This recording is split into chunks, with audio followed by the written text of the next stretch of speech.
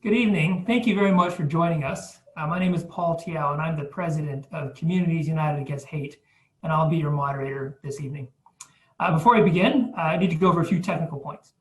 So we have about 300 registrants, so only the speakers can be heard and seen. Everyone else is muted and cannot be seen. Please use the Q&A function to submit questions, not the chat function. The chat function is disabled. Everyone here today will see your questions. If you like someone else's question, please click on it to upvote for it. And when you do that, Zoom will signal that there's a lot of interest in that particular question. And as a moderator, I'll try to make a point of making sure that that question gets asked. I may also need to generalize some of the questions into broader topics so that we hit a range of issues. I'll ask as many tough questions as I can, but sometimes they may lose a little bit of the edge as I try to pose it for the entire panel to consider. Our speakers will see your questions, but they probably won't have time to write back because they'll be listening to the other panelists. Anonymous questions will be blocked. The forum is being recorded and it's open to the press. And for speakers, please remember to mute yourself when you're not speaking. So I'd like to start by thanking our speakers who are dedicated leaders, decision makers, and activists that are developing and implementing solutions for stopping police brutality and for ending racism. I also want to thank our 20 co-sponsoring organizations who represent an incredibly diverse cross-section of the community, and they've been publicizing this event to their networks with the goal of uniting the county to address these very serious challenges. I'd also like to give special thanks to Karen Brito, Eden Durbin, Carol Brand, David Lee, Aaron Tiao, and Mark Mirchin for making this forum possible. Throughout the country, hundreds of protests continue to take place.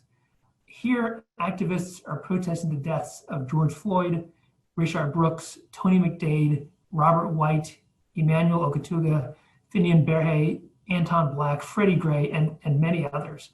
As we express our anger and our grief, many see an opportunity at this moment to enact real reforms at the local, state, and federal level.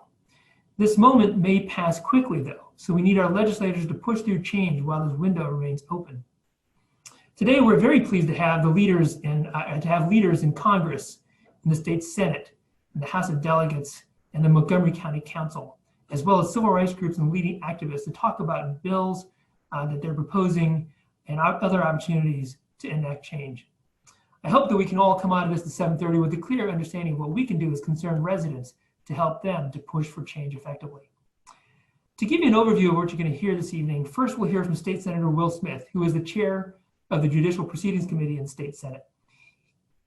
He recently proposed sweeping reforms to address the use of force, militarization, the disclosure of personnel records, the whole law enforcement Bill of Rights, and other challenges. After that, we'll hear from Delegate Gabriel Acevero, who will talk about Anton's Law, which he proposed last year to address use of force, police transparency, the investigation of bad cops, and other issues. He'll also update on other ideas in play in the House of Delegates. Councilmember Tom Hucker will then talk about police reform proposals in the Montgomery County Council, including his efforts to build a cadre of mental health professionals and social workers to work with the police. Dana Vickers-Shelley is the executive director of the ACLU in Maryland, and she'll talk about efforts by the ACLU and other civil rights organizations to advocate for change in the law enforcement Bill of Rights, police transparency, use of force, and removing police officers from schools. Tiffany Kelly, a leader in the Silver Spring Justice Coalition, will talk about activism, the priorities of folks at the grassroots, and the importance of solutions that are equitable across all communities.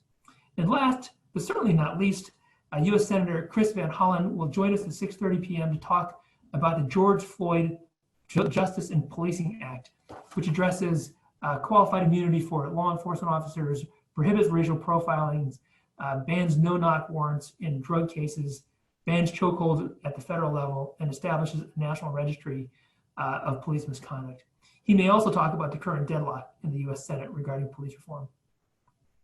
Each speaker will have about 6 minutes or so, and then we'll do Q&A for the last 45 minutes. I'll do my best, as I said before, to track your questions and synthesize as many as I can to get them out there for our panelists to address. My hope, again, is that each of us will come away from this with a clear understanding of the potential solutions, the opportunities for change, and what we all can do as residents to help push for change on this issue. So without further ado, I'd like to introduce our first speaker, and that is State Senator Will Smith.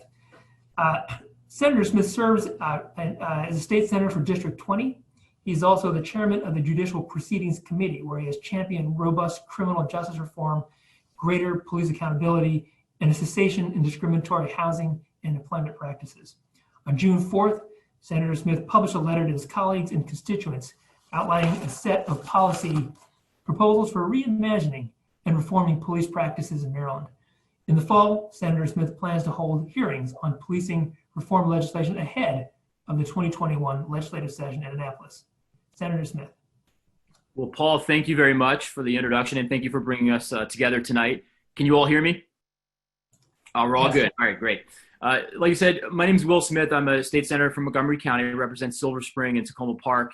And last year, I became chairman of the Judicial Proceedings Committee, which has jurisdiction over these issues. And one of the things we've been dealing with in the interim since our session ended early, since the first time since the Civil War, is the pandemic. And the pandemic has obviously exposed a number of inequities and injustices with health disparities, housing issues, evictions, and then obviously the disparities within our criminal justice system. So to that end, I appointed 2 task forces to look into our housing and discrimination policies and our eviction policies to stave off evictions and to monitor the mortgage market. I also appointed a task force to look into courts and corrections to monitor how our courts are going to reopen, not in the criminal sense, but also in the civil sense with backlog of litigation. People have had no access to justice while the pandemic has shut down our court system. Now, obviously, the George Floyd murder has kickstarted a movement that many folks in the legislature and activists and community organizations have worked on for decades. And so we found ourselves with a confluence of events that provide us with a unique and unprecedented opportunity for reform in this area of policing reform. So my letter on June 4th was really to kickstart that process in the Senate. As you know, the Speaker of the House, who's the first African-American speaker, formed a work group to work on these issues, and Delegate Acevedo is a leader on that. So they had their first meeting on Tuesday. But the issues and the policy proposals that I put forth in my letter were not my ideas. These ideas came from folks like Senator Jill Carter and Charles Sidnor and many delegates across Alonzo Washington, Gabe Acevedo. These issues have been before the legislature for years, and in some points, some of these issues have been for decades. What we've lacked is the political will, and we've had to have some really tough conversations with our brothers and sisters in labor. We're going to have some tough conversations with our state prosecutors' offices in terms of independent review. And so this moment in time has provided us with that unique opportunity that I think we have the political will on both the Senate and the House side to get some real systemic change and some transformative change done to the way we look at policing. And so just very quickly, I'll go over some of the issues and some of the proposals that I provided for in that June 4th letter, and then I'll cease for questions and hand it off to Delegate Acevedo. So the first piece I addressed was the Law Enforcement Officers Bill of Rights, which is a document that's part of the statute that's been on the books since 1974. It deals with discipline and due process. And one critical piece of restoring and enhancing trust and transparency is the disclosure of disciplinary records. Right now, they're attached to what's called a personnel record and therefore not discoverable by the Maryland Public Information Act. Now, access to those records is going to be critically important for us to understand if there's a pattern of practice or a pattern of misconduct for an officer, not only in the jurisdiction that officer happens to be serving at the time, but also prior jurisdictions. It's a key element of transparency. It's something we've had trouble moving in the past, and I think we've got the opportunity to make that change. I also want to ensure that there's critical and meaningful public participation in the charging process and also in the adjudication process of misconduct. I want to tackle the use of force, so banning chokeholds, strangleholds, requiring de-escalation training, warning before shooting. A lot of departments across the state have innovated and developed some of these policies. What we've lacked is the real teeth and oversight and ensuring that those are being adhered to, but we also don't have a uniform standard in the state. So plugging that into the LEOBR will be an opportunity for us to do that. Requiring implicit bias training. Of course, a lot of departments have done it in Prince George's County. They've teamed up with Dr. Rashawn Ray from the University of Maryland. He's got a fantastic institute there. They've been doing some really innovative work, and they've seen some tremendous progress. That should be something that we replicate and do statewide. Another thing is addressing the over-militarization of our police force. You've all been made aware of the 1033 program that allows our local jurisdictions to acquire military equipment for the cost of shipping. And that program should be ended. You saw lately, articles and videos of an MRAP rolling out of a police department. These MRAPs are for IEDs in Afghanistan and Iraq. They have no place in our communities. So the final piece that we talked about was independent investigations, like an independent prosecutor to investigate incidents of police misconduct in the area of excessive force. And that could be nested either in the Attorney General's office or the Office of State Prosecutor. We're still working on those details. The Office of State Prosecutor's office is a really intriguing option because they have basically the task right now of investigating public corruption. They have the skills, the investigatory skills, and the prosecutorial skills and experience to really be effective in this measure. And so we think that's an intriguing option. We'll be looking forward to having those hearings and exploring those options. So Paul, with that, it's not an exhaustive list. We're still entertaining a number of ideas. We'd love to have more come in, so please send them in. And I just want to end with this, saying that in 2016, 2015, there was a task force in the House to deal with a lot of these issues. And I was a member of that task force. And I didn't push hard enough on reforms. Then I was a freshman delegate. Now I'm chairman of the Judicial Proceedings Committee in the Senate.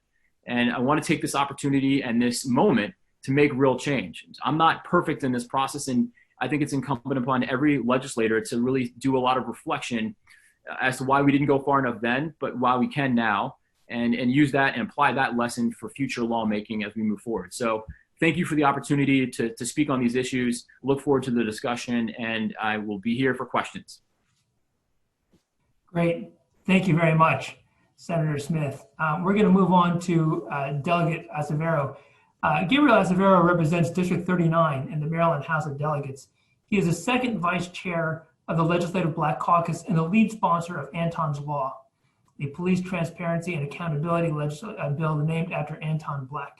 He's also the author of the recent Maryland Matters piece, When Pain is the Prerequisite for Progress. Delegate Acevedo, over to you, sir. Thank you, Paul. Can you hear me? Yes, we can. Okay, perfect. Thank you so much, Paul, and thank you to Communities United Against Hate and to my fellow panelists for being a part of this really important discussion, certainly long overdue, but an important one nonetheless, about how we build more safer communities where communities and the people that live in them have greater control and oversight on the way public safety is administered in their communities. And I think it's certainly a discussion that we're having because America, particularly the rest of America, is coming to the realization that Black and brown people, but particularly Black people in this country, have been on the receiving end of not just disproportionate violence by police, but a lack of justice by a justice system that purports to provide equal justice under the law. And so I'd like to just direct folks to a piece that I recently wrote, When Pain is a Prerequisite for Progress, sort of reflecting on my time as a Black Lives Matter activist in 2015 and being in Annapolis and talking with state legislators on police transparency and accountability. And as Senator Smith had rightly pointed out, there was a group that was created after Freddie Gray's death and the unrest in Baltimore City to take a look at how we can pass legislation, meaningful legislation, that not only incorporates the concerns of the community, but really builds the kind of framework that would bring about transparency and accountability of law enforcement agencies. And fast forward from 2015, we see today that we're still having this conversation, and with the death of Anton Black in 2018, who was a 19-year-old college student that was killed in police custody on the Eastern Shore. And his family had demanded not only answers, but accountability in this case, and to this day have not received it. And what Anton Black's death showed us was not just the inadequacy in state laws, but really an indictment of the General Assembly and those in positions of elected power who have not responded to not just Black communities across this country, but Latinx and indigenous communities, as well as the LGBTQ plus community. June is Pride Month, and we often reflect on the Stonewall uprisings and the many LGBTQ plus leaders. But I think it's important to point out that not only does the LGBTQ plus community have a space and are stakeholders in this conversation, but that there would be no modern day LGBTQ plus movement if it were not for Black and brown queer folks fighting against police brutalization. And so there's a lot of intersectionality with this issue for a lot of communities. And so what this requires is all impacted communities not just showing up, but those in positions of power listening to the communities most impacted. As I've said before, and I'll continue to say, those closest to the pain are closest to the solutions, but seldom are they closest to power. And so it is the responsibility of people, elected leaders, to not just amplify their concerns, but to ensure that they're listening to those impacted communities, because we know what the solutions are to police violence. In fact, we have offered solutions for decades on how to address police violence. And I'd just like to give folks a little bit of history on the issue, as I do in my piece. But whether we're talking about Ida B. Wells, who for a very long time traveled across the South and documented instances of police brutality that really brought America's attention to the issue of police violence, or whether we're talking about folks like Dr. Martin Luther King Jr. and Malcolm X and Paul Robeson, who along with the Civil Rights Congress presented a document in 1951 to the United Nations called We Charge Genocide. And in essence, in that document, they're talking about the instances of police brutality and the lack of justice against Black Americans. And so if we fast forward a little bit more, we see in the 1970s, late 1960s and 70s, whether it's with the Black Panther Party and one of their platforms being ending police violence against Black Americans, or whether we fast forward to the 80s and the 90s with the Los Angeles uprising and Rodney King, the brutal beating of Rodney King, or whether we fast forward even more to Amadou Diallo and so many other folks, from Michael Brown to Tamir Rice, to even here in Maryland, Freddie Gray, to Corin Gaines in Baltimore County, and Robert White here in Montgomery County. Is so many names. And what we're seeing time and time again is that impacted communities have not just been shouting Black Lives Matter and no justice, no peace, but have been making demands. And the question that we should really ask is, what is it about this issue that continues to disproportionately impact our community that those in power are not willing to respond the way that they should and the way that we expect? And in large part, there's a lot of forces that contribute to that, whether it's the Fraternal Order of Police, whether it's other activists and who believe that this kind of oversight and accountability is not necessary. We should be ensuring that we're not understanding we're understanding who are the actors in this conversation.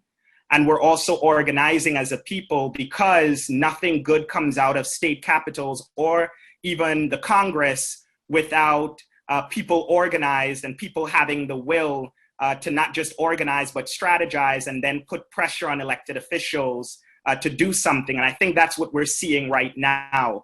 And so in my piece, When Pain is the Prerequisite for Progress, I talk about, again, this constant experience that Black Americans have in this country, where we have to experience pain in order for there to be some kind of legislative progress, and that just should not be the case.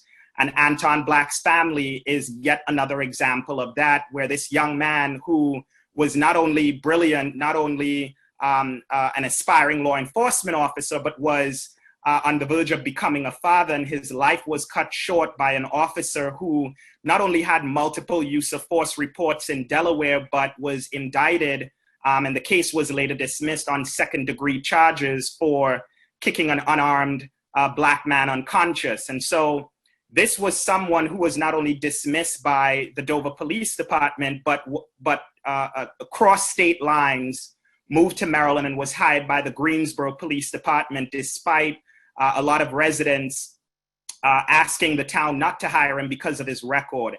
And not too long after that, Anton Black died.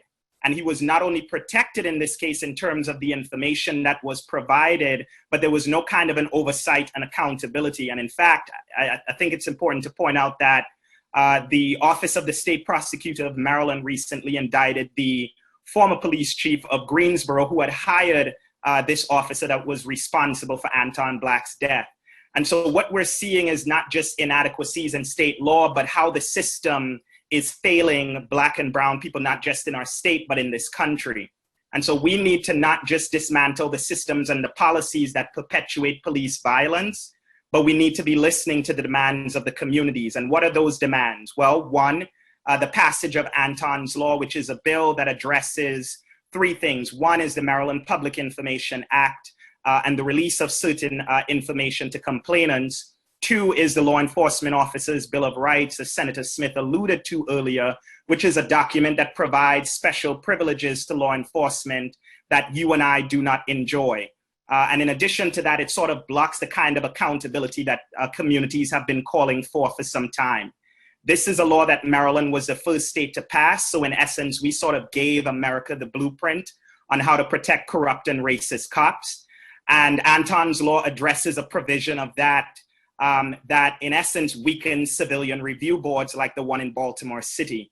And lastly, it would establish a statewide use of force standard because as we see and as studies continue to show, Black and brown people continue to be the recipients of disproportionate police violence and police force, as we see with the cases of George Floyd or Rashawn Brooks or Breonna Taylor, whose her murderers are still not arrested and still at large. Whether we see that with Corin Gaines or Robert White, who right here in Montgomery County, who was walking in his neighborhood, a familiar path. We have to ensure that we're establishing use of force standards with criminal implications so that when officers abuse public trust or engage in excessive or deadly force, that there's accountability mechanism and there is a standard, and victims and their families are getting the kind of justice that they deserve. And so that is the task and that is the work that we have to do. I'm proud to be on the House work group, but I recognize it's a lot of work that we need to do. But I'm committed to that task. So thank you. Thank you very much, Delegate Acevedo. We have a lot of very good questions that have already come in. And folks, just trust me, we're going to ask, I'm going to ask a lot of those questions, but I want to make sure that we give all the panelists a chance to speak before we roll into those. So I'm going to now introduce Councilman Tom Hooker. Tom is the County Council Vice President. He was elected to the Montgomery Council in 2014 and is now serving in his second term representing the council's 5th district. He serves as the chair of the Transportation and Environmental Committee and is also a member of the Public Safety Committee. He has long been a supporter of police accountability. He supported body cameras, the Law Enforcement Trust and Transparency Act, and the Police Advisory Commission. Most recently, he introduced a special appropriation to increase the county's capacity to respond to mental health incidents. He lives in Silver Spring with his wife, Amy, a clinical social worker, and their 2 children, Sam and Will. Council Member Hooker, over to you. Hi, Paul. Good evening, everyone. Thank you, Paul, and thank you, Mark and Karen, all the CUAH leaders that put this together and all your partner organizations. I know how much work it is to put together a town hall like this on such an important topic, especially at a time when we all have so much going on. And thank you so much to Senator Smith and Delegate Acevedo for all their leadership on the issues that they talked about, and to Dana and Tiffany for all the hard work that their organizations do to help us live up to our ideals as well. As Paul mentioned, I serve on the Public Safety Committee, and I represent the east side of the county, including Silver Spring, and my district, unfortunately, was the site of the deaths, the avoidable deaths, the killing by police officers of Emmanuel Okutuga and Robert White and Fanon Burhi over the last 9 years. We are living in a moment when, for the first time I can remember, certainly since the 1960s, the entire nation is paying attention to many inequities that we all know have existed in our country for centuries. Both COVID and the tragic murder of George Floyd have really put the spotlight on those inequities in a new way, and has forced the country to focus on structural racism that has and discriminatory laws and policies that have been around for a very long time. And as someone who's a longtime community organizer, that is very exciting and inspiring. It's really inspiring to see so many Americans taking the time to become involved and really to educate themselves about the elements of our history and our current society that they should have learned in school, but they didn't. It's exciting that nearly every single book, if you look at the New York Times bestseller list right now, the nonfiction list, is about racial equity, which is remarkable. And it's never been the case in my lifetime. And it's really encouraging to see massive community actions taking place. We've had over 60 rallies and marches in Montgomery County alone, with so many constituents in the streets pushing for change. And I want to thank all of you who have turned out for those. I've participated in several town halls and held many myself and joined many of the protests, calling for police reform. And we're going to keep doing that till we get everything that we are able to get during this moment. At the county level, I should tell you, the county council has been very active in work to address racial equity and police reform, and it didn't start just in the last few weeks.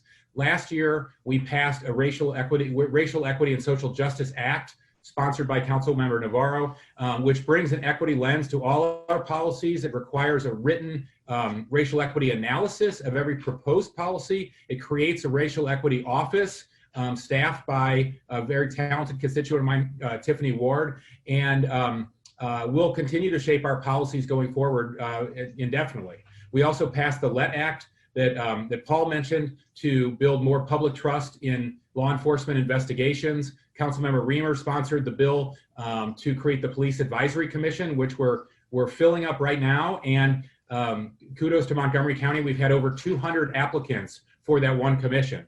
And in the wake of the tragic murder of George Floyd, the council declared racism a public health emergency just last week. And we introduced Bill 2720 to update the use of force policy as well.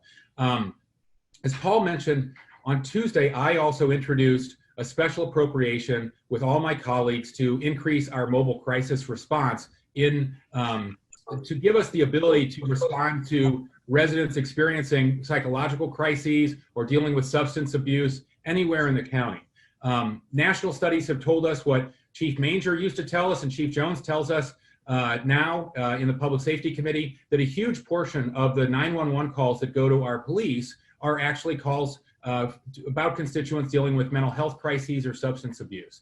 We heard earlier today, Director Crowell of our HHS department said it's about 25% of our calls, and point out that they're disproportionately, of course, no surprise, are Black and brown residents. So it is really unfair to our police in a way to expect them to fill in as mental health professionals, and it's very unfortunate that we greatly underfund our mental health response and ongoing care.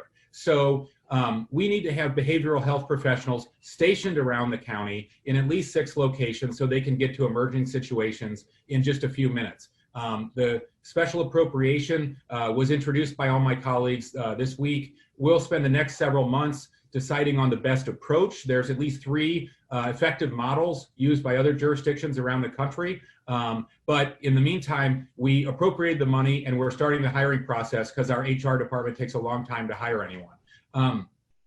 To make real progress in addressing police violence, we really have to go deeper, though, and really reimagine public safety in the first place. The community is demanding change. We're committed to make that happen. One special appropriation or one policy isn't going to magically resolve our policing problems or dismantle racism. It's going to take a collective effort with all of us involved at all levels of government, working with stakeholders and impacted communities, as Gabe said, to bring about real change.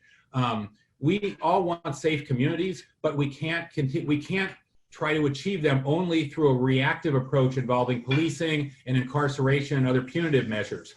The root causes of crime must be addressed by reforming our society, ensuring everyone living wage jobs, access to education at all levels, access to quality healthcare, including mental health, and affordable housing.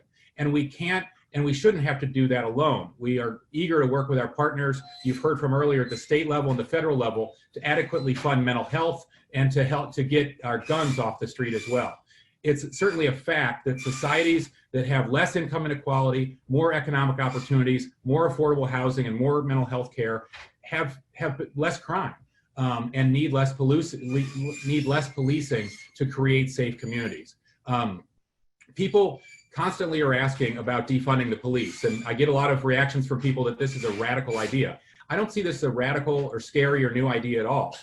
The fact is that many progressives and certainly many Democrats have been asking for years to spend more money on human needs so we can spend less money on policing to achieve our safe communities. We need to invest more in the areas I mentioned, mental health and housing. And if we take care of our human needs adequately, we're going to need to be able to spend less money to create the safe communities we want. It was President Eisenhower, you all remember years ago, who said every gun that is made, every warship launched, every rocket fired is a theft from those who hunger and are not fed and those who are cold and not clothed. You can look at the police somewhat in the same way. If we fund our human services adequately, we're going to need a lot less police and be able to, our budget should reflect that. But we have to recommit ourselves to working toward freedom and justice and equity for all of our county residents. It's never been clearer than ever that we have an opportunity, but I fully agree with what Paul said and what Will said. The Overton window of what's possible politically is going to close. The public's attention span is short. We don't know when the next crisis will come up that the media will focus on. We need to work together collectively to win as much as we can right now. So thank you for having me, and let's get to work. Thank you very much, Councilmember Hucker. So now I'd like to introduce Dana Vickers-Shelley. Dana is committed to achieving fairness and justice for Black and Brown children, families, and communities ever since she was distributing NAACP voter registration flyers as a teenager with her mother. And so as executive director of the ACLU of Maryland since 2018, Dana brings political advocacy expertise and race equity values to the organization's mission of empowering Marylanders to exercise their rights so that the law values and uplifts their humanity. Dana previously developed and advised on strategic communications for the Annie E. Casey Foundation, the Southern Poverty Law Center, BET, and she was on the faculty of Morgan State University's School of Global Journalism and Communications. She earned an MPA degree from the American University and a Bachelor of Arts degree from the University of Madison in Wisconsin. Happens to be where I grew up, Dana. So welcome, and over to you, ma'am. Thank you so much. Thank you so much, Paul. It's great to be here this evening, and to all the other panelists. I want to do a quick shout out to the card-carrying ACLU members in Montgomery County and others from across the state. I'm really glad to be here this evening. As Paul mentioned, our priority and mission at the ACLU of Maryland is to make sure that individuals across the state can exercise their full rights so that the law values and uplifts their humanity. And our 5 statewide priorities around police reform, police accountability, definitely address those. First, we are focused on repealing the Law Enforcement Officers' Bill of Rights. As Senator Smith and Delegate Acevedo mentioned, those are 2 important ways to achieve transparency and to reform the Maryland, and to repeal, the Law Enforcement Officers' Bill of Rights, also known as, you'll hear it as LEBOR. We believe that control of the Baltimore City Police Department should be based in and focused on Baltimore City. Baltimore City is the only jurisdiction across 24 in the state of Maryland that does not have control of its own police department. We believe that's completely unacceptable and not appropriate for such a large community, particularly noting that Baltimore City is predominantly Black. We demand investigations into police misconduct and that they be transparent. So for us, that means addressing and improving police transparency by reform of the Maryland Public Information Act. We believe that and demand that the use of force by law enforcement officers must be limited. Maryland is one of only 9 states where law enforcement use of force is not limited, and we have to make a difference. Maryland has been first in so many important areas across the state in leading in terms of civil rights and justice, and this is an important one as well. Our fifth statewide priority for the ACLU of Maryland, as we work with our partners and are led by directly impacted individuals across the state, is to remove law enforcement from our public schools. Our children are not safer as a result of having law enforcement in school. There are more arrests for minor situations, for minor infractions, and Black children, brown children, and children with disabilities are more likely to be arrested. That is not appropriate. That doesn't help. As we not only believe and say and demonstrate the value of Black lives and that Black lives matter, we believe that our demands and the work that we're going to be focused on between now and through the next year's legislative session are key to making a difference to both strengthen and improve, support Black lives and all those who matter, and Black lives that matter. Thank you. Thank you very much, Ms. Shelley. Okay, and then now over to Tiffany Kelly. Tiffany is a resident of Montgomery County and a member of the Silver Spring Justice Coalition. Being a descendant of generational poverty, Tiffany uses her lived experience and expertise on poverty and social class to identify policies and practices that contribute to systemic barriers for marginalized populations. Tiffany's 10-year-old son, who has learning disabilities, was questioned by a Montgomery County police officer at his school without her knowledge for a non-criminal issue.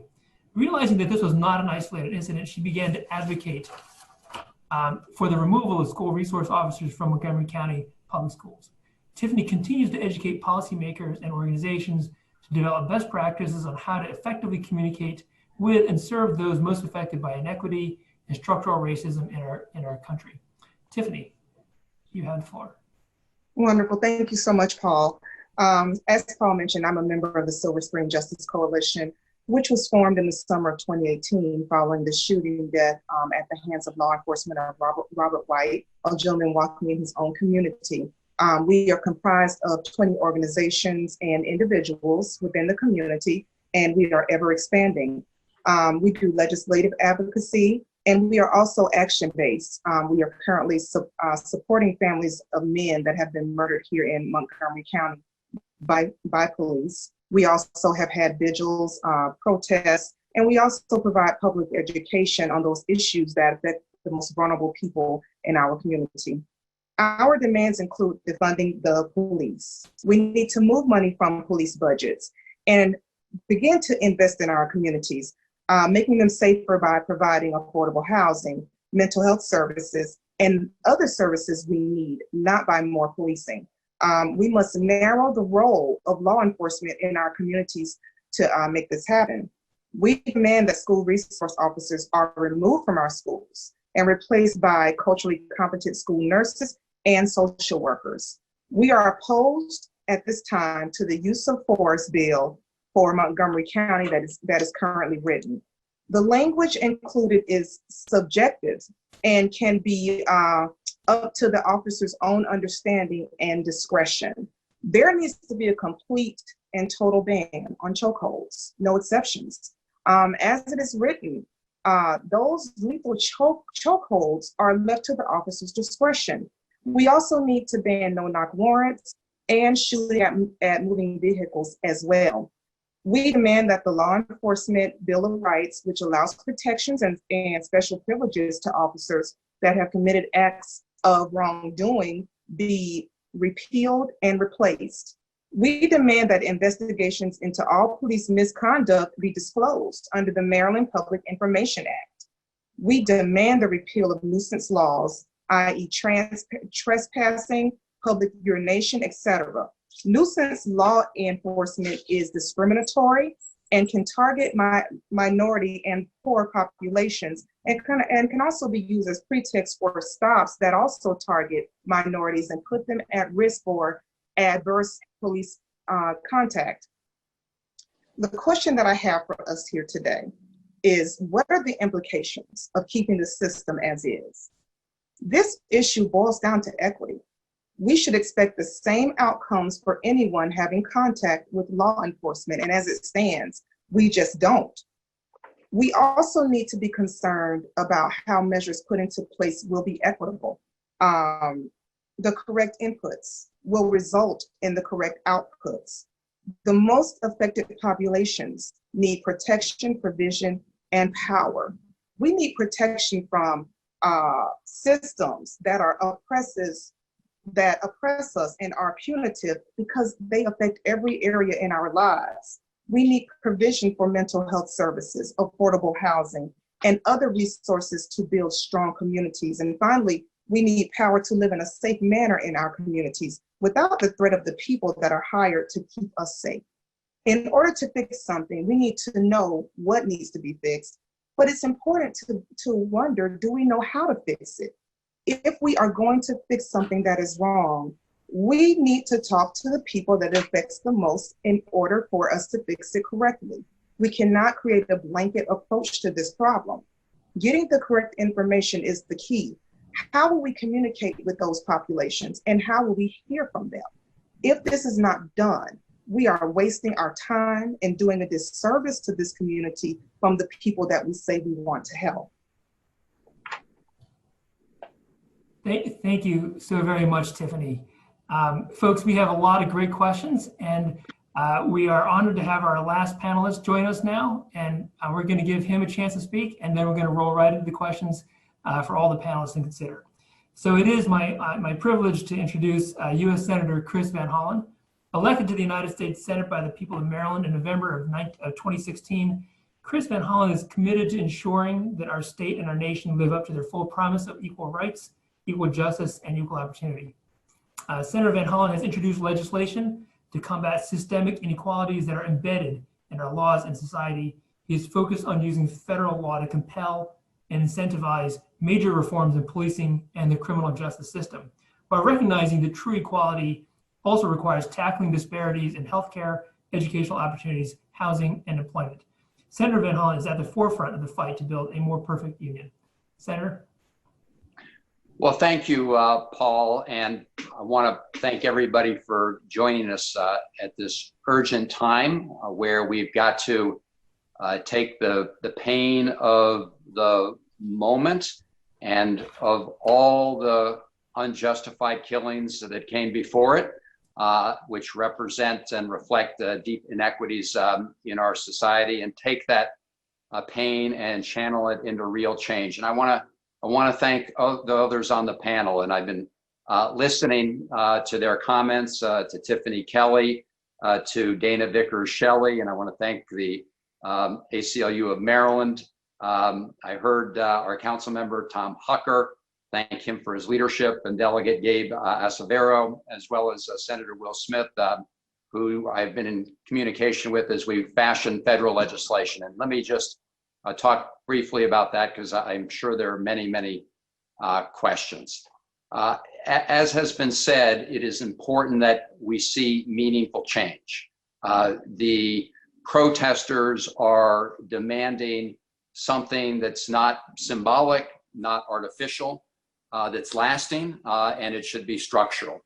And the police legislation, the justice and policing legislation introduced in the United States House and Senate with the support and backing and authorship of Cory Booker and the Congressional Black Caucus, of which I'm pleased to be a co-sponsor, is a very important first step to address police accountability, and addresses many of the issues we've heard this evening. Number one, it would call for banning outright and ban outright chokeholds.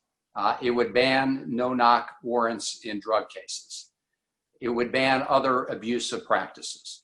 That's one big piece of the legislation. Another piece revolves around ensuring accountability and transparency in policing, requiring independent review boards in cases of police misconduct, because we cannot have systems where those who have committed wrongdoing or alleged to have committed wrongdoing are being judged by their peers, by other police. We need independent investigation and independent review. We also, and third, need to collect this data on a national basis. That is part of the transparency effort, and collect data not just on deaths, but also on other encounters with the police where there's been alleged misconduct. It's important to have a database, and it's important that it be available for use to make sure that police who have been engaged in misconduct in one place can't get rehired in another.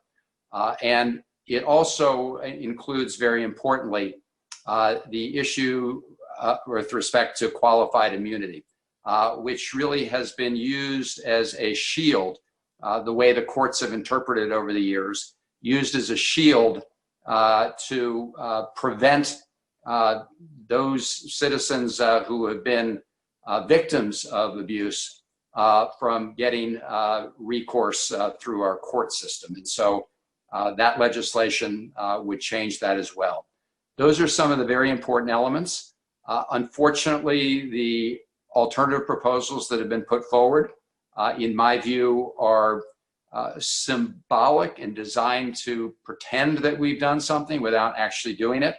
And so I'm looking forward to next week when the House of Representatives is expected to pass the Justice and Policing Act, and then continue to keep pressure on Senator Mitch McConnell and others in the Senate to bring that up to the floor for debate. And it can, of course, be subject to amendment during that process. But it's important that we do this at the federal level. But of course, we all know a lot of these issues really fall in terms of implementation at the state level and the local level, which is why I'm pleased to see, Montgomery County moving forward, other counties in our state, our state legislative delegation who's moving forward. And finally, I'll end with this. This very, very important issue of justice is one part of a much larger challenge that we must urgently tackle in this country with respect to inequities and systemic inequities and racism in many institutions. And we need to root it out, and we need to make sure that we pass laws that meet this moment. That is our charge, and that's what we must do working together. And so I want to thank everybody who's a part of this conversation and part of working to make sure that we translate this conversation into meaningful and lasting action as we go forward. Thank you very much, Senator Van Hollen. So the first question that I'm going to ask is, I think, just about the first one that was actually posed in the Q&A, and that's something that is known as the thin blue line. And this is, I think, is well known to folks that follow criminal justice issues. The question is really, how is it that you overcome efforts by police officers to cover up misconduct, to protect their own? How do you ensure that there's accountability? Many of you have talked about the importance of accountability, and I know that all of you are doing it at a high level just to do it for opening remarks, but now is an opportunity to talk specifically about how it is that your proposals and your priorities would address this particular concern. So why don't we start back to the top of the order with Senator Smith? Would you like to address that issue? Sure. Well, thanks for the question. I think I'll just start with the Law Enforcement Officers Bill of Rights, or some of the contents of them. And I think Tiffany really hit the nail on the head when she said, if you replace it, if you repeal it, you got to replace it. Now, I hate the way that term sounds just because what it engenders on the national scale. But you have to understand that we have 131 police departments across the state of Maryland. And if you just get rid of the LEOBR, then the default position becomes whatever those 130 departments have on their books. And in some cases, I'd argue even Montgomery County, they've gone far above and beyond some of the protections and transparency issues that are triggered than even the state. So you could get it right once at the state level, or you got to go and fight 130 times across. And so I think that's an important piece of the conversation. Now, as far as, I think I'll just focus in on the independent investigations. It's a critical, important piece of reform, because whether you're in Hartford County, where you have a smaller county, more rural, prosecutors and law enforcement officers have close relationships. Sometimes they went to high school together. Obviously, they're on the same team and moving forward with prosecuting criminal convictions. The police provide the evidence, the arrest, the prosecutors actually prosecute. So there's a close relationship there, and having that investigation happen from in the house is not something that lends itself to the specter of independence or real transparency. And so if you're going to have that element, you have to have something separate, either nested within the Attorney General or the Office of the State Prosecutor's Office. And we talked about the Office of State Prosecutor, how that's I think it's a well-sized and well-fit with the skills and with the background to accomplish that mission.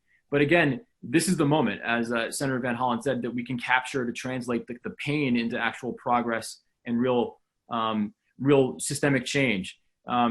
This is going to be complicated. Not only are you going to have police unions pushing back against some of the reforms, you're going to have some of the state prosecutors pushing back on some of the reforms. I mean, pushback is going to come from multiple angles, and it's going to be hard to move forward. But if we capture this moment and we sustain the attention on this moment, then I think we're going to be able to get there. And that's why, as Paul, as you mentioned at the top, in the Senate, we're going to have hearings on these proposals in the fall, the first week of September. And that'll check the box for our hearing requirement for a lot of these bills that Senator Carter and Senator Sidnor and others have been leading on. And we'll be able to take quick action in the first couple of weeks of session. So that's our approach. And I just focused in on the transparency and independent investigations. But obviously, there are lots of areas within LEOBR and reform that we can talk about later tonight. But thank you. Delegate Acevedo, would you like to address this question?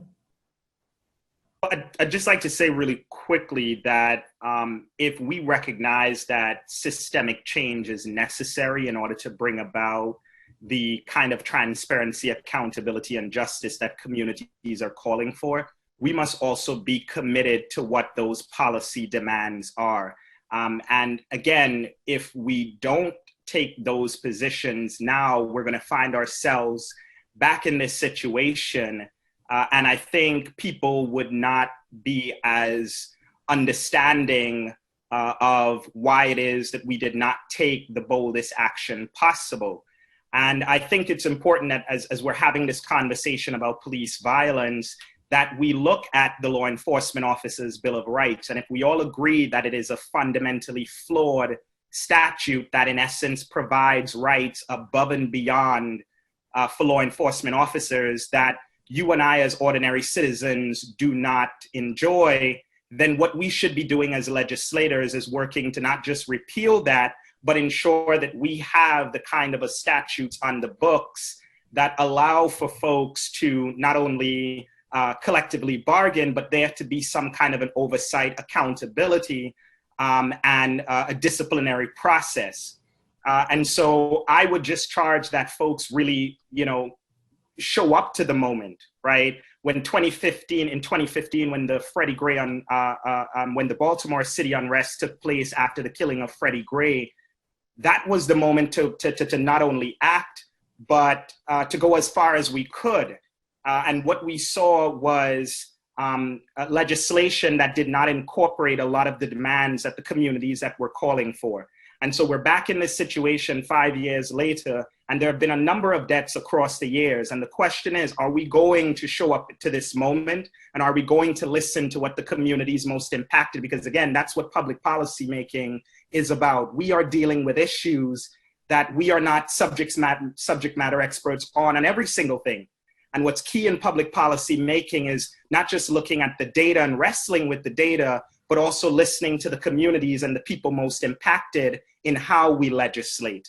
And if we listen to those communities most impacted, what we will hear is not just reforming the Maryland Public Information Act, not only ensuring that there's independent investigation and a prosecutorial agency to handle these kind of instances, but we're also hearing the repealing of a law that, quite frankly, does not make sense to anyone that knows about it, and gives these unnecessary and special privileges to law enforcement officers that are not necessary and well above what other public employees have. Great, Paul, thank you. Can I say that? Can I just say follow up real quick with one question, with one just quick comment? I think I agree with the sentiments expressed, but I think that the language has to be very clear in this: repeal and replace, because again, if you just repeal it, you're going to default back to those 130 departments. You're going to have 130 discussions and fights, and actually you're going to end up doing damage to the movement. And so I think we have to be clear-eyed about what we're doing. And Tiffany, you hit it: repeal and replace, massively overhaul, whatever it is. But we've got to have good systems in place, because if you just repeal it and don't replace with anything, it's a giant hustle backwards. Okay, thank you. And before I turn to Councilman Hucker for his thoughts on this question, there was a question from a couple members of the audience about the possibility of doing a special session in the State Assembly to address these questions, given the urgency. Is that something that's under consideration? Is that something that either one of you would consider asking for? So I'll go ahead. I don't know what the prospect of a special session is. That's why we've scheduled hearings in the fall, so that we can check the box and then move quickly as soon as session does start. Obviously, we've got a number of other big issues, like we've got a number of veto overrides we could address. There's an HBCU lawsuit that is, I was just talking with the Black Caucus yesterday. We have a lot of energy behind that, and that could be something we address before a deadline. And so I'm not sure what the prospect of a special session is. I wouldn't hold my breath. And that's why we've planned for fall hearings. And I'm not even sure if those are going to be in-person hearings or through a mechanism like Zoom. But we are going to take quick action at the very beginning of the session so that we can reconcile any differences with the House as they produce their great work. And we will have time, and there's no excuse in terms of the calendar to get this reform done. I think it's important. That's why I put all those things in the letter, because now you've got it in writing and you can hold someone to account. And so we're looking to take quick action. But the bottom line up front is I'm not sure. I wouldn't count on it. Okay. Delegate Acevedo, would you like to address that in 30 seconds or less? No, I don't have anything to add to that. No. Okay. No. Okay, thank you. And so I'm going to turn to Councilman Hucker. I think that we have a ton of questions. And so if folks, these are all great answers, and I wish we could devote the entire time to this particular issue, and maybe we will in the future. But if folks could limit their answers to maybe 45 seconds or so, that would be great. So Councilman Hucker, over to you on the question about trying to ensure that there's integrity in these investigations of police misconduct. On the how to address question, yeah. Well, I mean, thanks to Will and Gabe for everything they said. A lot of the change is going to happen, I hope, at the state level. I have confidence in these guys. And this is the moment that a lot of us have there have been people working on reforming Leober in Annapolis for many years. I think this coming year, should be, and we're committed to do, I'll do anything I can to get the county government behind those reforms, and we'll work closely with Will and Gabe. I can't say how often this happens in Montgomery County. I've heard, anecdotal stories, but haven't seen evidence. But we've seen with our own eyes in the last year or two, video evidence of officers witnessing misconduct and not doing anything about it right in real time. And one of those was the case of Arnaldo Pessoa, who was getting arrested by Kevin Morris, Officer Kevin Morris in Aspen Hill, in the McDonald's there. And Kevin Morris, drove his knee right into the face of Arnaldo, or slammed his face into the sidewalk. And none of those officers that were working with Morris stopped him. Now, Morris, credit goes to the state's attorney, John McCarthy, for bringing charges. And the jury convicted Morris of second-degree assault in that case. But none of those officers stopped him from doing that and pulled him off. And in another case, people remember the case of the squad of officers that were hassling 3 young men waiting at a bus stop outside of McDonald's in White Oak in my district. And they stopped them and they ran through their bags. And these were guys, waiting for the bus so they can go to work. And one of the officers used the N-word. And not only was she hassling this guy, she used the N-word, and at no time did any of the other officers in that group pull her away and say, what are you doing? That's not what we do here. And so there's a couple ways that I think we're going to try and address this at the county level. One is the use of force bill that's been introduced. I think it needs some amendments. I'm working with the Justice Coalition on several that they've suggested. But we need to make sure that that law, when it passes, removes any bystander protection that's in our collective bargaining agreements or anything else, or our police manuals. And on the other hand, does what the Minneapolis police chief said needs to be the principle after the murder of George Floyd. He said to the other officers that he had already fired, silence is assent. And if you're silent when you see misconduct, that's not allowed. You're going to lose your job. And we need to write that into our law in the strongest possible way, as long as in any way we're allowed to do under state law. Also, we have a problem with police not closing investigations. As far as I know, that White Oak incident is still open. And the NAACP has brought this up for years, that DOJ best practices say every investigation is supposed to be closed in 90 days. Well, some of our investigations go on for years and then everybody sort of forgets about them. It is true that the record of the officer is considered a personnel record and shielded under the Maryland Public Information Act, and you know, Senator Smith talked about what he wants to do to fix that. But there is no reason we shouldn't be closing those investigations in 90 days, and then the complainant can find out whether the officer was disciplined or not. If it just is open indefinitely, there's no justice that's ever done, and there's no incentive or disincentive on the officers. And finally, I think some of it goes back to the culture of policing that we broadcast in our recruitment materials and our hiring. You know, police like to talk about two models of policing, the warrior mentality and the helper mentality. And we want to root out the people that have a warrior mentality, that see themselves in constant conflict, adversarial relationship with the community. We want to recruit people that want to solve problems and protect community members by working with them to protect them against violent crime. That's what we need, but even our recruitment materials don't seem to reflect that. I've asked Chief Jones for the job description of police officers, for example. It doesn't mention community policing. It doesn't mention it anywhere in there. So I think it goes back to exactly, you know, questions you're asking, what it says in the job description, and who you're hiring as well. And we have an opportunity because we have a lot of vacancies right now. A lot of people don't want to be a police officer right now. We have an opportunity to make sure the next generation of police officers we hire, and there are only 7 in the incoming class, which is a historic low, but we have an opportunity with any new officers we're hiring to make sure they're going into it with the right mentality. Thank you very much. Senator Van Hollen, would you like to address this question? So look, at the federal level, we can do a couple things. One, and we do these in the Justice and Policing Act. One, with respect to federal law enforcement, of course, we can have direct oversight and jurisdiction and change the abusive practices directly, like chokeholds, no-knock warrants in drug cases.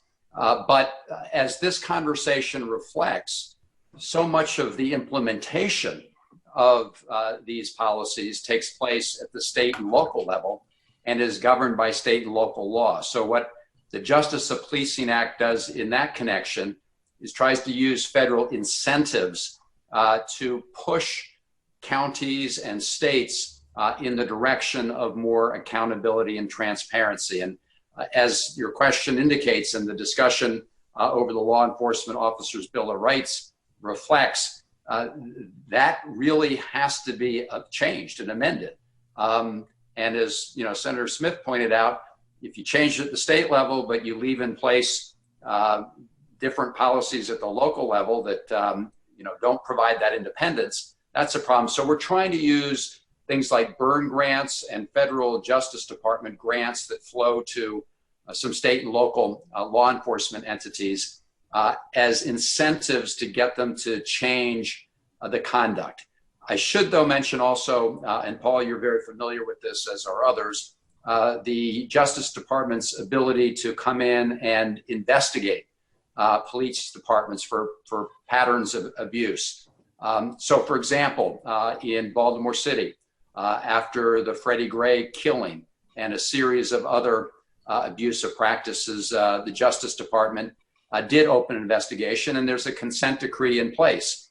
I will say that this administration, the Trump administration, one of the first things they tried to do was to take away, to dismantle that consent agreement. Fortunately, we had it in place just in time.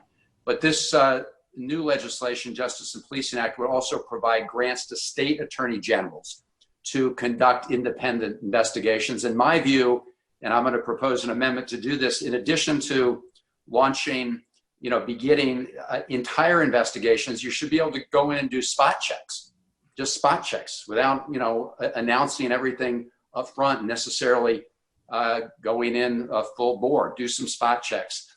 And finally, let me just mention, and Tom mentioned this, with respect to, police funding and responsibilities.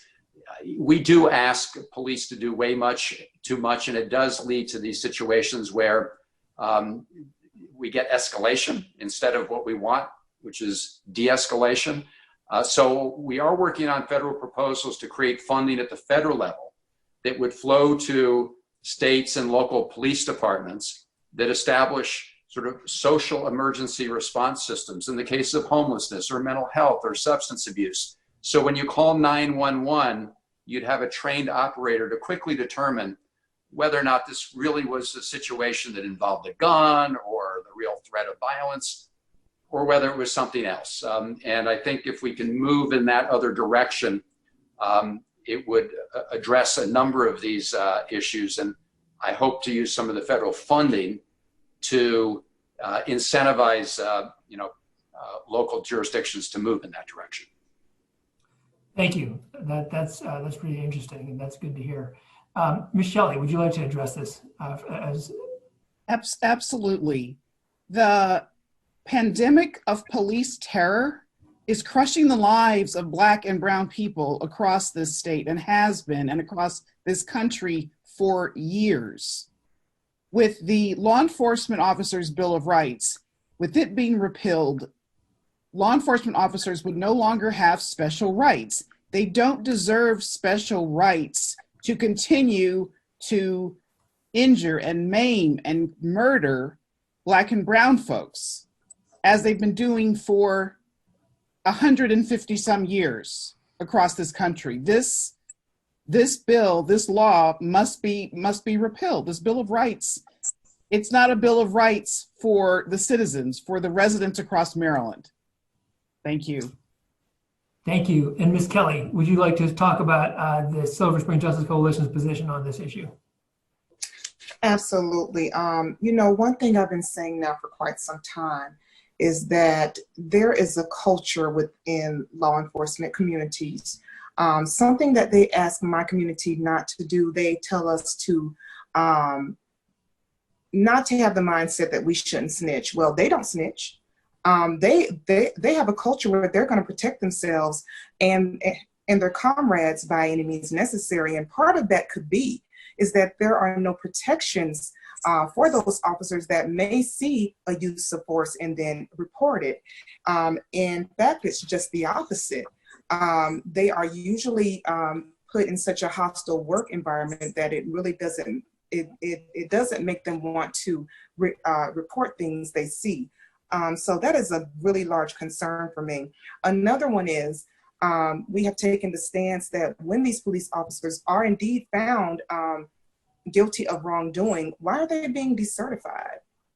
Decertification means that they would not be able to go to another agency and be employed. And as we heard earlier, this was the case with the gentleman with the officer that I killed, Anton Black. So we definitely need to work on making sure they are decertified and that they are not able to go to another agency. And finally, I just want to say that every legislative session, we have mothers that have lost children go to Annapolis to be sure that we can get reports of police conduct. To make them do that every single year is a special form of torture that I can't even imagine. We have an obligation to be sure that their children's life and death have not been in vain. We have got to pass these laws. We don't have a choice at this point. Thank you very much. That was very powerful. We have a lot of questions about racism, and they've been posed in a variety of different ways. What can we do about institutionalized racism?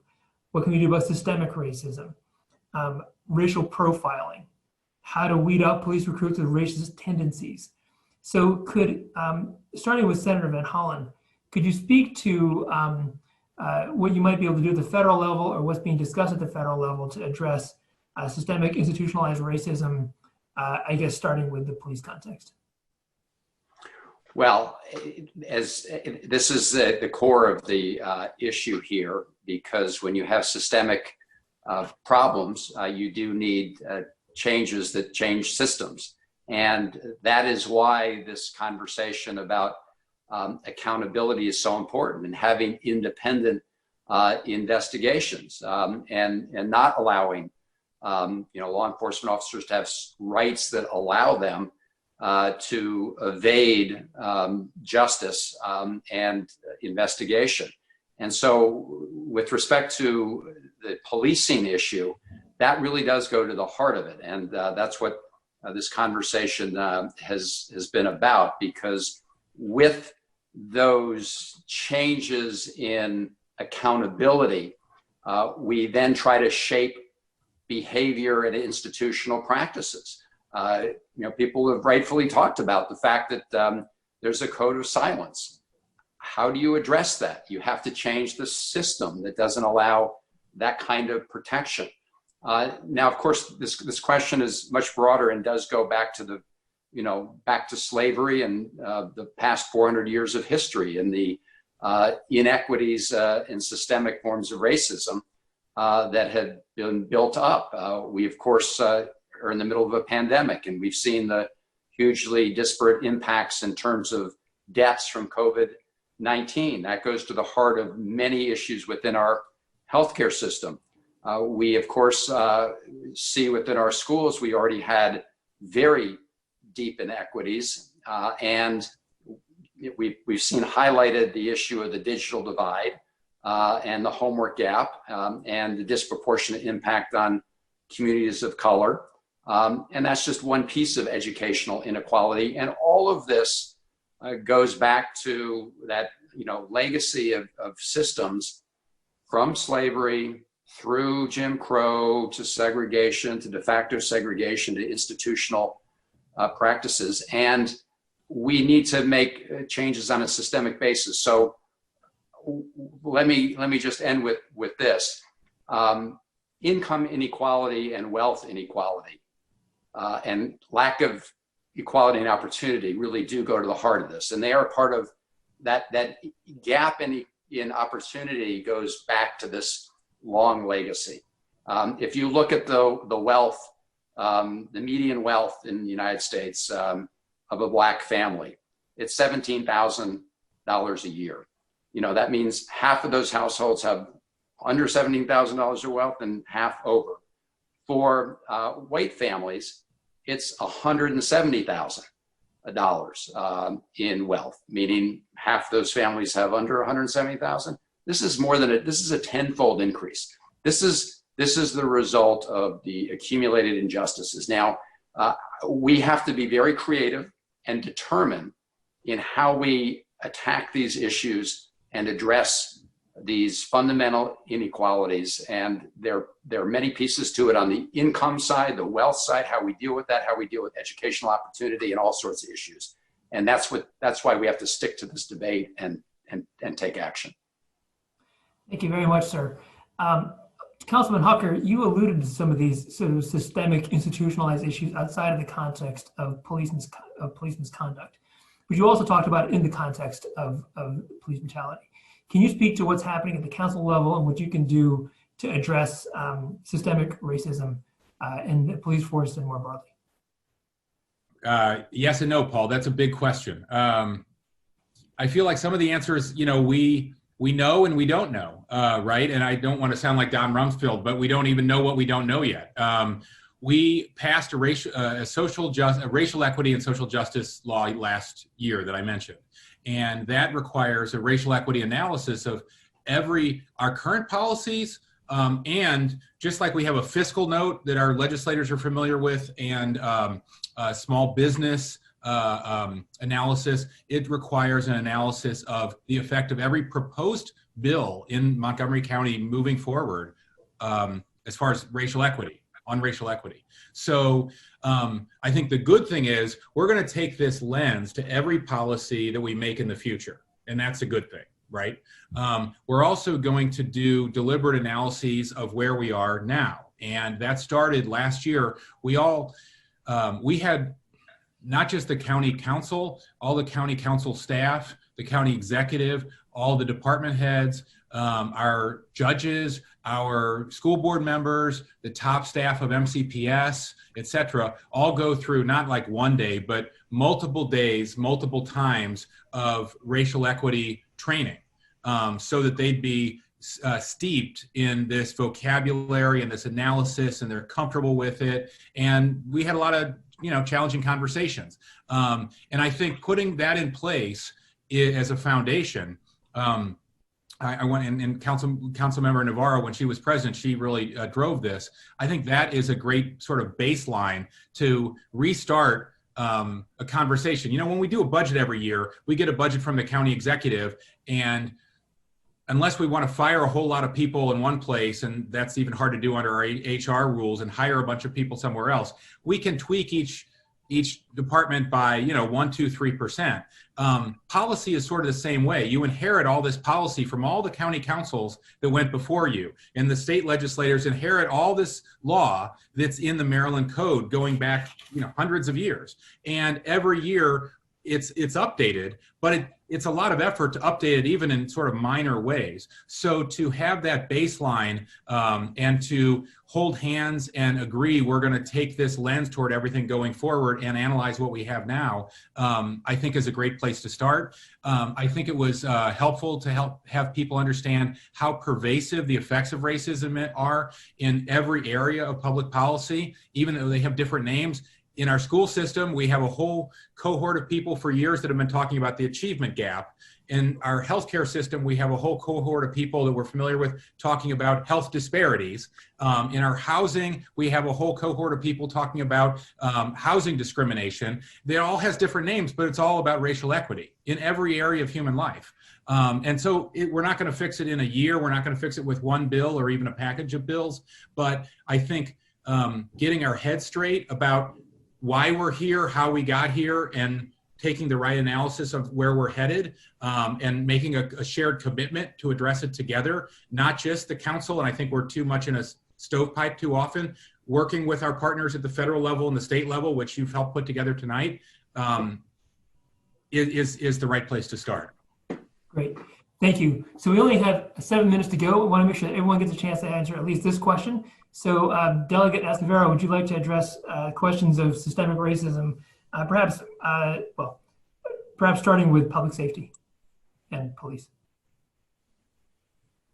Yeah, so race is central to the construction of this country, and it permeates every single facet of our society. And so it requires more than just legislative action, but recognizing that legislative action is certainly necessary in order to dismantle the systems and the policies that continue to be on the books that create disproportionate or inequitable outcomes, right?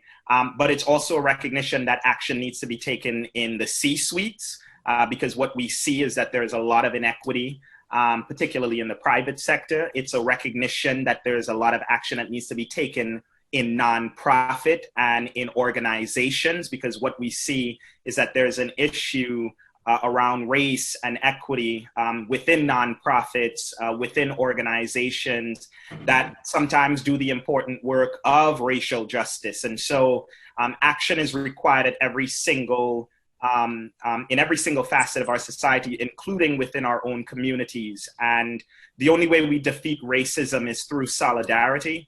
And it's also a recognition of everyone that the systems that brutalize and the systems that oppress one group of people is also a system that oppresses others, as well as those with privilege.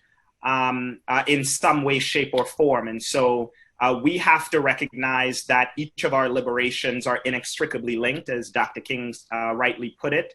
And we have to be willing to fight for each other because that's what solidarity looks like, right?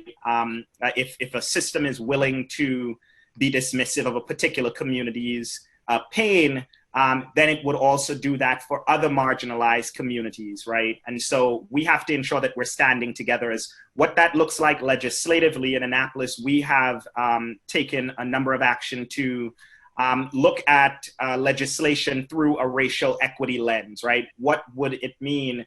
Just like we have what is called a fiscal note that in essence provides analysis, the economic impact of a particular piece of legislation if it were to pass. We also need to be looking at legislation through a racial equity lens. How does this benefit historically marginalized and oppressed communities? And so we have to be intentional in the way that we do that, but we also have to recognize that there is racism in the healthcare, within education, and that's why it's so important for us to decolonize school curriculum so that we're not perpetuating white supremacy.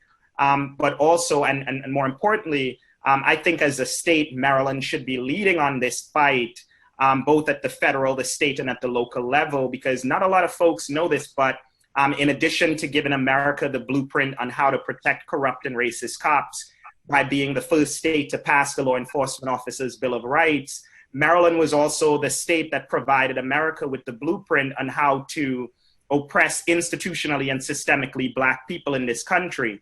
The then Maryland Colony Council passed what was called the Doctrine of Exclusion of 1638, that in essence said, no person of African descent will benefit from the fruits of white society. And that later became what was called the slave codes that a number of other states adopted.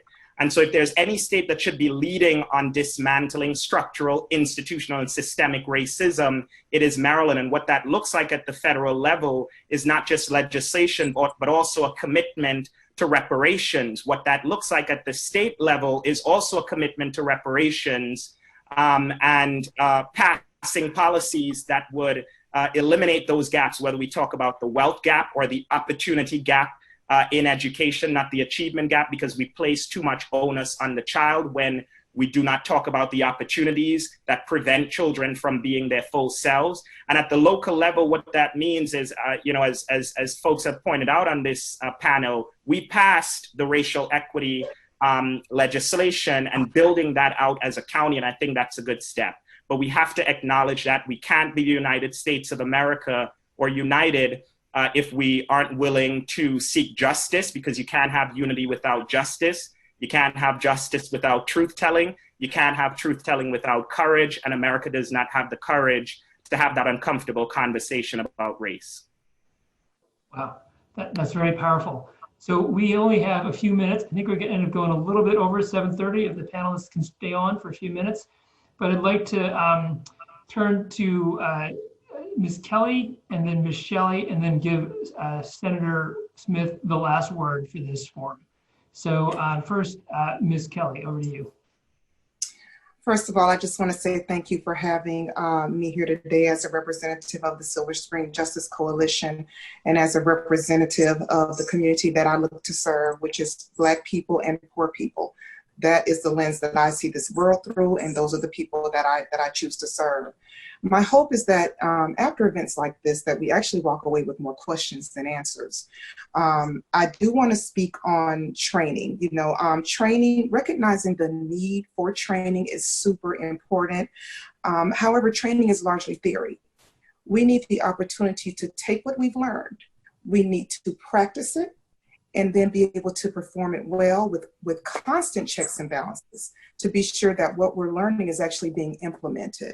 That is one thing that I don't see a lot of times. I see training as just a check box fulfilled, and that's something that we need to work on too as we talk about training.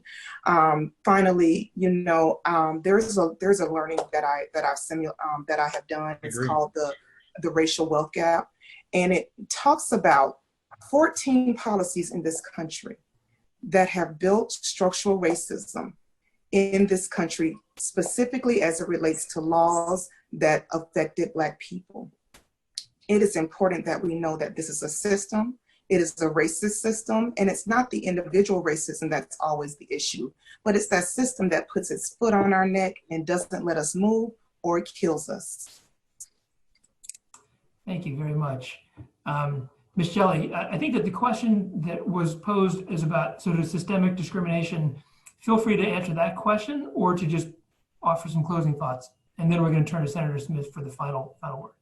Sure. Thank you so much, Paul, for the invitation and the opportunity to participate in this important conversation, which as Tiffany Kelly just said, this should be a beginning and everyone should be asking more questions. Addressing those structural racism or achieving race equity are not individual. It's not about your individual act. It's not about your individual intent. As organizational leaders, and I appreciate the push around what nonprofits, what businesses, what government offices need to do and think about, personnel is policy. Who is in your organization and how are they living the values of equity, of justice, and opportunity? What are they bringing to their work? People should be moved out and moved around. It should be clear within an organization that racial justice, that race equity is important. I'm not talking about diversity, I'm talking about equity and inclusion. It's very different. Diversity is taught a lot and people feel very comfortable in diversity. Diversity is sort of like a comfortable chair in your house. Achieving race equity and working toward race equity is uncomfortable, but it's hugely important because the systems that America has been built on were designed for only some of us who are now leaders and participants and members of society. And we have to make sure moving forward that organizationally across wide swaths of multiple communities, that each person understands they have an individual role to play and that organizations also have hugely important roles to play in terms of how they show up, not just the talk, not just posting Black Lives Matter, but investing, incentivizing people so that those words are reality and exemplified by all. Thank you. Thank you very much. Y'all speak so powerfully. It's very inspiring. Senator Smith, you have the final word.